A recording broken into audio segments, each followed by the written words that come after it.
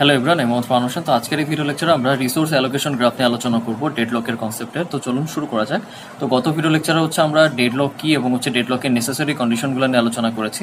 তো আজকের এই ভিডিও লেকচার হচ্ছে আমরা রিসোর্স অ্যালোকেশন গ্রাফ নিয়ে আলোচনা করব।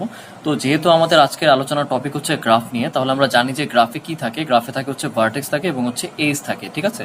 তাহলে সেই ক্ষেত্রে আমরা আজকে যেই গ্রাফ নিয়ে আলোচনা করব সেখানেও ভার্টেক্স থাকবে, বাট এখানে দুই ধরনের ভার্টেক্স থাকবে, যেটাকে আমরা এই যে বক্স দিয়ে ডিনোট করতেছি হচ্ছে রিসোর্স, যেটাকে বলতেছে হচ্ছে আর একটা থাকবে হচ্ছে সার্কেল, যেটাকে বলতেছে হচ্ছে প্রসেস, ঠিক আছে। তার মানে এই গ্রাফে হচ্ছে আমাদের দুইটা ভার্টেক্স থাকবে, একটা হচ্ছে রিসোর্স আর একটা হচ্ছে প্রসেস। রিসোর্সকে আমরা ডিনোট করতেছি হচ্ছে বক্স দিয়ে, আর প্রসেসকে আমরা ডিনোট করতেছি হচ্ছে সার্কেল দিয়ে। এছাড়াও আমাদের এখানে এজ থাকবে হচ্ছে দুই টাইপের, একটা হচ্ছে অ্যাসাইন্ড এজ বা হচ্ছে অ্যালোকেটেড এজ, আর একটা থাকবে হচ্ছে রিকোয়েস্ট এজ। অ্যাসাইন্ড বা অ্যালোকেটেড এজ বলতে কি বোঝাচ্ছে, যে রিসোর্স থেকে যদি প্রসেসের দিকে কোনো এজ থাকে সেটাকে আমরা বলতেছি হচ্ছে অ্যালোকেটেড এজ বা অ্যাসাইন্ড এজ, আর যদি প্রসেস থেকে রিসোর্সের দিকে যদি কোনো এজ থাকে তাহলে সেটাকে বলতেছি হচ্ছে আমরা রিকোয়েস্ট এজ। তো এই অ্যাসাইন্ড, অ্যালোকেটেড বা হচ্ছে রিকোয়েস্ট এজ, এগুলো কিন্তু হচ্ছে আমি ডেডলকের যে কনসেপ্টটা সেখানে আমি আলোচনা করেছিলাম। তো এখানে আমি আলোচনা করব একটু পরে, ঠিক আছে। তো তার আগে হচ্ছে আমরা এর সিনট্যাক্সগুলো একটু দেখে নিই। আচ্ছা, তো যেহেতু আজকে আমাদের টপিক হচ্ছে রিসোর্স অ্যালোকেশন গ্রাফ, তো এই গ্রাফটা আসলে কেন দরকার হয় ডেডলকে। তো আমরা ডেডলকের নেসেসারি কন্ডিশনগুলো নিয়ে আলোচনা করেছিলাম, তাই না, যেখানে হচ্ছে আমরা চারটা কন্ডিশন নিয়ে আলোচনা করেছিলাম। একটা হচ্ছে mutual exclusion, hold and wait, circular wait, আর হচ্ছে নো প্রিএমশন।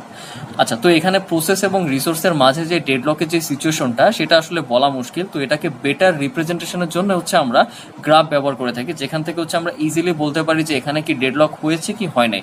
অনেক সময় দেখা যায় যে এখানে সাইকেল দেখা যাচ্ছে, বাট সেখানে ডেডলক নাও হতে পারে। সেটা হচ্ছে আমরা একটা এক্সাম্পলের মাধ্যমে একটু পরে দেখবো, ঠিক আছে। আচ্ছা, তো এখানে হচ্ছে আমাদের রিসোর্সও থাকবে হচ্ছে দুই ধরনের, একটা থাকবে হচ্ছে সিঙ্গেল ইনস্ট্যান্স, আর একটা থাকবে হচ্ছে মাল্টি ইনস্ট্যান্স। সিঙ্গেল, আচ্ছা, ইনস্ট্যান্স মানে কি? ইনস্ট্যান্স মানে হচ্ছে ধরুন যে একটা রিসোর্সের কপি, ঠিক আছে। তাহলে সিঙ্গেল ইনস্ট্যান্স মানে কি, যে ওই রিসোর্সের কোনো কপি থাকবে না, সেটাকে আমরা বলতেছি একটা বক্সের মধ্যে জাস্ট একটা ডট।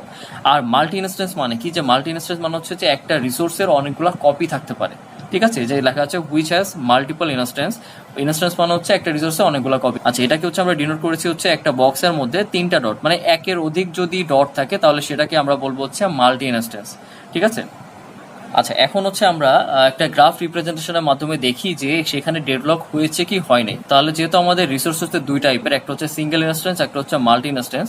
তাহলে প্রথমে হচ্ছে আমরা সিঙ্গেল ইনস্ট্যান্সের জন্য দেখি। দেখুন, এটা হচ্ছে আমাদের একটা গ্রাফ, যেখানে আমরা দেখতে পাচ্ছি যে দুইটা ভার্টেক্স আছে এবং হচ্ছে আমাদের চারটা এজ আছে। এবং দেখুন, এই ভার্টেক্সটা হচ্ছে রিসোর্সের জন্য, এই ভার্টেক্সটা হচ্ছে প্রসেসের জন্য।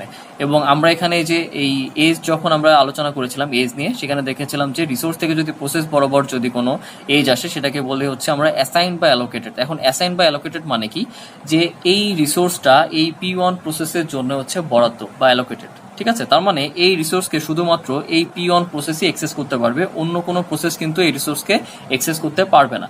কারণ আমরা জানি এখানে যে রিসোর্সগুলো আছে এগুলো কিন্তু শেয়ারেবল না, ঠিক আছে, যেহেতু আমরা এখনো ডেডলকের কনসেপ্টেই আছি। আচ্ছা, এরপরে রিকোয়েস্ট এজ মানে কি, যে P1 হচ্ছে R2 কে রিকোয়েস্ট করে রেখেছে। এর মানে কি, যে দেখুন P1 প্রসেসের জন্য R1 রিসোর্স বরাদ্দ, বাট P1 এর এক্সিকিউশন কমপ্লিট হওয়ার জন্য তার R2 রিসোর্সও দরকার, ঠিক আছে। বাট এখানে আমরা দেখতে পাচ্ছি যে এই R2 রিসোর্স P2 এর জন্য বরাদ্দ, বাট P2 এর এক্সিকিউশন কমপ্লিট হওয়ার জন্য তার হচ্ছে R1 রিসোর্স দরকার, রাইট। এখন একটা জিনিস খেয়াল করুন, যে P1 এর এক্সিকিউশন কমপ্লিট হওয়ার জন্য R2 দরকার, বাট R2 তখনই রিলিজ হবে যখন হচ্ছে P2 প্রসেসের এক্সিকিউশন কমপ্লিট হবে। আবার P2 প্রসেসের এক্সিকিউশন কমপ্লিট হওয়ার জন্য তার R1 দরকার, বাট R1 তখনই রিলিজ হবে যখন P1 প্রসেসের এক্সিকিউশন কমপ্লিট হবে। তো দেখা গেছে যে এই দুইটা রিসোর্স কখনোই রিলিজ হচ্ছে না। তো এটা একটা ডেডলক সিচুয়েশন, এবং আমরা দেখতে পাচ্ছি এখানে একটা সাইকেল। তো যেহেতু এটা একটা সাইকেল, তো সেই ক্ষেত্রে আমরা বলতে পারতেছি যে এটা হচ্ছে ডেডলক, ঠিক আছে, এটা হচ্ছে ডেডলক। বাট একটা জিনিস খেয়াল করুন, আমরা কিন্তু এটা সিঙ্গেল ইনস্ট্যান্সের জন্য কথা বলতেছি, মানে যেই রিসোর্সের কোনো কপি থাকবে না। দেখুন, এই রিসোর্সগুলোর কোনো কপি নেই। তো এই ক্ষেত্রে সাইকেল হলে আমরা ইজিলি বলে দিতে পারি এটা হচ্ছে ডেডলক। বাট মাল্টি ইনস্ট্যান্সের ক্ষেত্রে এটা নাও হতে পারে, যার কারণে হচ্ছে আমাদের এই গ্রাফের রিপ্রেজেন্টেশনটা, ঠিক আছে। তাহলে এখন হচ্ছে আমরা মাল্টি ইনস্ট্যান্সের ক্ষেত্রে একটু দেখি। আবারও বলতেছি যে ইনস্ট্যান্স মানে হচ্ছে একটা রিসোর্সের কপি। যেমন দেখুন, এখানে হচ্ছে আমি বলতেছি এটা হচ্ছে R1 রিসোর্স, এবং এখানে আমরা দেখতে পাচ্ছি দুইটা ডট, তার মানে R1 রিসোর্স টাইপের দুইটা কপি আছে এখানে, ঠিক আছে, দুইটা কপি, এবং এই দুইটা কপি অবশ্যই দুইটা প্রসেসের জন্য বরাদ্দ থাকবে। মানে যতগুলা ইনস্ট্যান্স থাকবে আপনার এই রিসোর্সের মধ্যে ততগুলা ইনস্ট্যান্স ততগুলা প্রসেসের জন্য বরাদ্দ থাকবে। আবার একটা কথা বলে রাখি যে এখানে কোনো ইনস্ট্যান্সই কিন্তু শেয়ারেবল না। মানে যদি একটা ইনস্ট্যান্স যদি একটা প্রসেসের জন্য বরাদ্দ থাকে তাহলে ওই প্রসেসই শুধু ওই ইনস্ট্যান্সকে অ্যাক্সেস করতে পারবে, অন্য কোনো প্রসেস কিন্তু ওই ইনস্ট্যান্সকে অ্যাক্সেস করতে পারবে না, এটা খেয়াল রাখতে হবে। আচ্ছা, তাহলে আমরা এই গ্রাফ থেকে দেখি। দেখুন এই গ্রাফ থেকে যদি আমি খালি চোখে দেখি তাহলে আমার কাছে মনে হচ্ছে এখানে একটা সাইকেল আছে, তার মানে এটা একটা ডেডলক। এখানেও একটা সাইকেল দেখতে পাচ্ছি, তার মানে এখানেও ডেডলক। এখানেও একটা সাইকেল দেখতে পাচ্ছি, তার মানে এখানেও ডেডলক। তার মানে আমাকে যদি কেউ প্রশ্ন করে যে আপনি এই গ্রাফটা দেখে কি বুঝতে পারছেন, তাহলে আমি এখানে এক কথায় বলে দিব যে এখানে ডেডলক আছে বা এখানে ডেডলক অকার হয়েছে। বাট এরকম কিন্তু নাও হতে পারে। তাহলে চলুন এখন আমরা একটু দেখি। তো দেখুন এখানে R1 রিসোর্সের কয়টা ইনস্ট্যান্স আছে? দুইটা ইনস্ট্যান্স, এবং দেখতে পাচ্ছি যে দুইটা ইনস্ট্যান্স হচ্ছে দুইটা প্রসেসের জন্য বরাদ্দ, একটা হচ্ছে P1 একটা হচ্ছে P0। যদি R2 রিসোর্সের কাছে আসি তাহলে R2 রিসোর্সের এখানে তিনটা ইনস্ট্যান্স আছে এবং তিনটা ইনস্ট্যান্সই কিন্তু তিনটা প্রসেসের জন্য বরাদ্দ। যদি R3-তে আসি তাহলে দেখতে পাচ্ছি R3-তে দুইটা ইনস্ট্যান্স আছে, বাট একটা ইনস্ট্যান্স কারোর জন্য বরাদ্দ না, এবং হচ্ছে এইটা। বাট দেখুন এই ইনস্ট্যান্সকে দুইটা প্রসেস রিকোয়েস্ট করেছে, একটা হচ্ছে P2 একটা হচ্ছে P0। তাহলে যেহেতু এই ইনস্ট্যান্সটা ফ্রি আছে তাহলে সে P2-র জন্য বরাদ্দ হতে পারে, আবার সে P0-র জন্য বরাদ্দ হতে পারে। তো আমি ধরে নিলাম যে এই ইনস্ট্যান্সটা হচ্ছে P2-র জন্য বরাদ্দ হয়ে গেল। তার মানে যদি এই ইনস্ট্যান্সটা যদি P2-র জন্য বরাদ্দ হয়ে যায় তাহলে দেখুন P2-র কিন্তু এক্সিকিউশন কমপ্লিট হয়ে যাবে, কারণ এই R2 রিসোর্সের একটা কপি অলরেডি P2-র জন্য অ্যালোকেটেড হয়ে আছে। বাট P2 রিসোর্সের এক্সিকিউশন কমপ্লিট হওয়ার জন্য তার দরকার R3 রিসোর্সের একটা ইনস্ট্যান্স, যেটা আমরা এখন ওকে দিয়ে দিচ্ছি। তার মানে যদি এখন ওকে দিয়ে দিই তার মানে হচ্ছে P2 প্রসেসের এক্সিকিউশন কমপ্লিট। ঠিক আছে, তার মানে দেখুন এইটুকু আমার এখন এখান থেকে বাদ হয়ে যাবে, মানে P2-র আর কোনো ভূমিকা থাকলো না। তাহলে দেখুন P2 যেহেতু এক্সিকিউশন কমপ্লিট হয়ে গিয়েছে তাহলে R2 থেকে একটা ইনস্ট্যান্স ফ্রি হয়ে যাবে এবং R3 থেকে তো এই ইনস্ট্যান্সটা ফ্রি হয়ে যাবেই। ঠিক আছে, আচ্ছা তাহলে আবার আসি, এখন আসি R1 রিসোর্সের কয়টা ইনস্ট্যান্স? দুইটা ইনস্ট্যান্স। আমরা দেখতে পাচ্ছি যে দুইটা ইনস্ট্যান্সই হচ্ছে দুইটা প্রসেসের জন্য বরাদ্দ। R2-তে আসি, R2-তে তিনটা ইনস্ট্যান্স, বাট একটা ইনস্ট্যান্স এই মুহূর্তে ফ্রি আছে, কারণ এটা P2-র জন্য আগে বরাদ্দ ছিল। যেহেতু P2-র এক্সিকিউশন কমপ্লিট তার মানে এই ইনস্ট্যান্সটা এখন ফ্রি। তাহলে দেখতে পাচ্ছি এখানে P3 দুইবার রিকোয়েস্ট করেছে হচ্ছে R2-কে।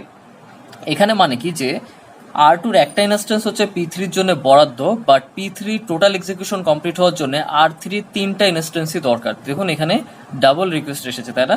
তার মানে এর তিনটা ইনস্ট্যান্সই দরকার, বাট এই মুহূর্তে ফাঁকা আছে হচ্ছে অনলি একটা ইনস্ট্যান্স, বা ফ্রি আছে হচ্ছে অনলি একটা ইনস্ট্যান্স।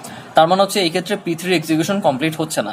R3-তে আসি, R3-তে হচ্ছে একটা ইনস্ট্যান্স ফ্রি আছে। তো যেহেতু একটু আগে P2-র এক্সিকিউশন কমপ্লিট হয়ে গেছে ইনস্ট্যান্স দিয়ে, তার মানে ইনস্ট্যান্স এখন ফ্রি, তার মানে সে এখন P0-কে দিবে, মানে এই ইনস্ট্যান্স এখন হচ্ছে P0-র জন্য বরাদ্দ হয়ে যাবে। তাহলে দেখুন এই ইনস্ট্যান্স যদি P0-র জন্য বরাদ্দ হয় তাহলে কি হচ্ছে যে R1-এর একটা ইনস্ট্যান্স অলরেডি P0-র জন্য বরাদ্দ, আবার R3-এর একটা ইনস্ট্যান্সও P0-র জন্য বরাদ্দ, but P0 total execution complete হওয়ার জন্য তার R3-র দুইটা ইনস্ট্যান্সই দরকার, যেটা এখন সে পাচ্ছে, তাই না? এই ইনস্ট্যান্সটা যেহেতু ফ্রি আছে তার মানে এখন P0-র জন্য এটা বরাদ্দ হয়ে যাবে। তার মানে P0-র এক্সিকিউশন যদি কমপ্লিট হয়ে যায় তার মানে এই অংশটা বাদ হয়ে যাবে। তাহলে P2-র পরে P0-র এক্সিকিউশনও কমপ্লিট হয়ে গেল। এখন যেহেতু P0-র এক্সিকিউশন কমপ্লিট হয়ে গিয়েছে, R3-র যেই দুইটা ইনস্ট্যান্স এই দুইটা ইনস্ট্যান্সই কিন্তু এখন ফ্রি হয়ে যাবে। সেই সাথে R1-এর একটা ইনস্ট্যান্স কিন্তু এখানে ফ্রি হয়ে যাবে, দেখুন যেটা হচ্ছে P0-র জন্য অ্যালোকেটেড ছিল। তাহলে আবার আসি, এখন R1-এ দেখি, R1-এর যেহেতু একটা ইনস্ট্যান্স ফ্রি আছে, এখন এখানে দেখি যে P1-এর এক্সিকিউশন কমপ্লিট হওয়ার জন্য তার কি দরকার। দেখুন P1-এর জন্য R2 রিসোর্সের একটা ইনস্ট্যান্স অলরেডি বরাদ্দ, এবং হচ্ছে R1-এর একটা ইনস্ট্যান্স অলরেডি বরাদ্দ, বাট তার টোটাল এক্সিকিউশন কমপ্লিট হওয়ার জন্য তার R1-এর দুইটা ইনস্ট্যান্সই দরকার। তো এই ক্ষেত্রে দেখুন একটা তো অলরেডি বরাদ্দ, সেই ক্ষেত্রে আরেকটা এখন ফ্রি আছে, তার মানে অবশ্যই এটা P1-এর জন্য বরাদ্দ হয়ে যাবে। তার মানে এই ইনস্ট্যান্সটা যদি এখন P1-এর জন্য বরাদ্দ হয়ে যায় তার মানে P1-এর এক্সিকিউশনও টোটালি কমপ্লিট হয়ে যাবে। তাহলে P2 P0 এখন P1-এর এক্সিকিউশনও কমপ্লিট হয়ে গেল। এখন দেখুন P1-এর যদি এক্সিকিউশন কমপ্লিট হয়ে যায় তাহলে R1 থেকে দুইটা ইনস্ট্যান্স এখন ফ্রি হয়ে যাবে এবং R2 থেকে একটা ইনস্ট্যান্স ফ্রি হয়ে যাবে। তার মানে এখন খেয়াল করুন যে R1-এর দুইটা ইনস্ট্যান্স ফ্রি, R2-র তিনটা ইনস্ট্যান্সের একটা ইনস্ট্যান্স হচ্ছে P3 এর জন্য বরাদ্দ, আর দুইটা ইনস্ট্যান্স কিন্তু ফ্রি। R3 দুইটা ইনস্ট্যান্সই ফ্রি।